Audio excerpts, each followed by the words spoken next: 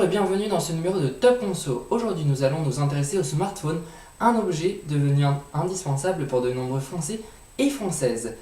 Et avant de voir 5 conseils pour éviter de casser son téléphone intelligent, voyons comment réparer son téléphone sans se ruiner dans l'enquête de la semaine signée Léandre Patron. Il existe plusieurs enseignes de réparation. Il y a les spécialistes ou encore les opérateurs téléphoniques. Ça coûte environ 100 € de faire réparer son téléphone dans ces lieux, ou alors pour 50 €, vous pouvez le faire vous-même, mais c'est un petit peu plus dur et il faut avoir les appareils adéquats. Les constructeurs rendent la tâche la plus difficile possible pour réparer son téléphone soi-même, pour inciter les gens à aller dans les boutiques spécialisées. Pour préserver votre téléphone, eh bien vous pouvez acheter une coque. Il y en a entre 10 € et 40 €.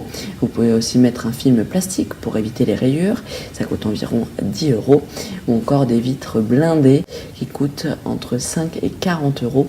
Attention aux fausses bonnes affaires, les vitres qui coûtent souvent 5 € sont souvent de mauvaise qualité, tout comme les faux spécialistes qui vous vendent à des prix bas la réparation de votre téléphone alors que le produit sera de très mauvaise qualité et même le téléphone ne pourrait plus répondre au bout de certains moments si vous réparez l'écran par exemple. Et si vous voulez éviter cette galère des réparations de téléphone, écoutez bien les 5 conseils afin d'éviter de casser son smartphone.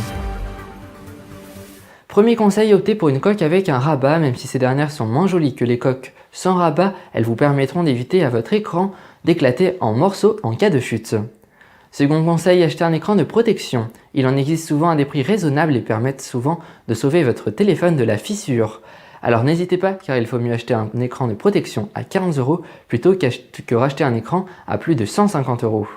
Troisième conseil, assez simple, évitez de mettre votre téléphone dans votre poche arrière, car lors de vos mouvements, il risque de tomber quand vous vous asseyez ou quand vous vous penchez.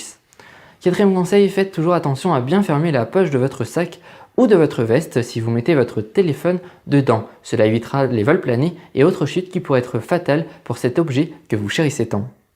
Dernier conseil, tenez votre téléphone avec vos deux mains quand vous l'utilisez.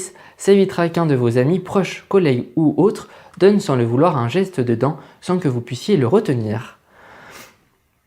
En conclusion, soyez bien vigilants et n'hésitez pas à acheter des protections qui coûtent beaucoup moins cher qu'une réparation. Si jamais vous avez encore des questions sur la réparation de votre smartphone, n'hésitez pas à nous les poser en commentaire, nous y répondrons avec plaisir. Mercredi prochain, pour le dernier Top Conso de cette 3e session, nous allons voir comment faire pour manger plus sainement. D'ici là, je vous souhaite de passer une excellente fin de journée, à bientôt.